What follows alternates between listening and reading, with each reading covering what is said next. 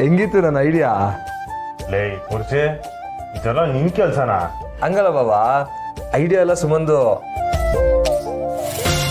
Execute ಮಾಡ್ದವನು ನಾನು.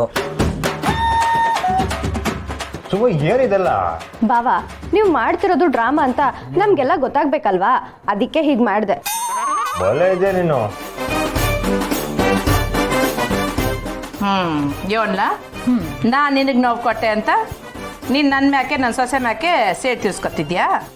ಏಟಾದ್ರೂ ಬಂಗಾರಮ್ಮನ ಮಗ ಅಲ್ವೇ, ಈಟು ಚಮ ಕೊಟ್ಟೆ ಅಂದ್ರೆ ಹೆಂಗೆ? ಅಳಿ ಅಂದರೆ ಹಾಗಾದ್ರೆ ನೀವು ಇಷ್ಟೊತ್ತು ಕೋಪ ಮಾಡ್ಕೊಂಡಿದ್ದು ಸುಳ್ಳ? ಎಲ್ಲ ಗೊತ್ತಾದ್ಮ್ಯಾಗೂ ಈ ಪ್ರಶ್ನೆ ಕೇಳ್ತಿದ್ಯಲ್ಲ ಗಂಗಾಧರಪ್ಪ. ಅಳಿ ಅಂದ್ರು ನಮ್ಮನ್ನ ಬಕ್ರ ಮಾಡಕ್ ನೋಡೋರು.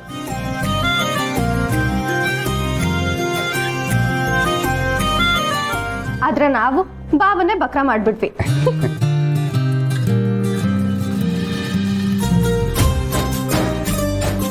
ಇರಿ, ಆದ್ರೆ ನೆಟ್ಟು ಬೋಟಲ್ ಅಂತವನೇ ಅದೇ, ಹೋಗ್ಬಿಟ್ಟು ಸರಿ ಮಾಡ್ಬಿಟ್ಟು ಬರ್ತೀನಿ.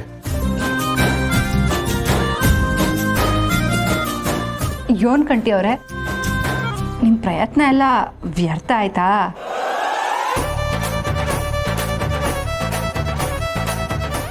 ಇರ್ಲಿ ಬಿಡಿ ಸಾನವ್ರೆ, ಸ್ವಲ್ಪ ಹೊತ್ತಾದ್ರೂ ನಿಮ್ನೆಲ್ಲ ಕಾಡ್ಸಿದ್ನಲ್ಲ, ಆಟೆ ಸಾಕು.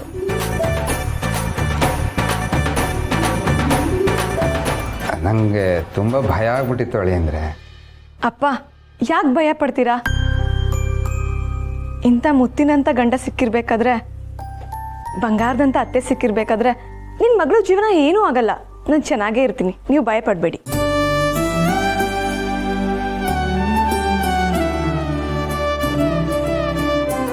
ಇಲ್ಲಿ ನೋಡಿ ಮಾವಯ್ಯ, ನಮ್ಮವ್ರು ಯಾವತ್ತಿದ್ರು ನಮ್ಮವ್ರಯ್ಯ. ಸಣ್ಣ ಪುಟ್ಟ ಜಗಳ ಆಡಿದ್ರುವೆ ನಾನು ಅವ್ರ ಕೈನ ಯಾವತ್ತೂ ಬಿಡಕ್ಕಿಲ್ಲ. ಜೀವನ ಪರ್ಯಂತ ತಂದಾಗಿರ್ತೀನಿ.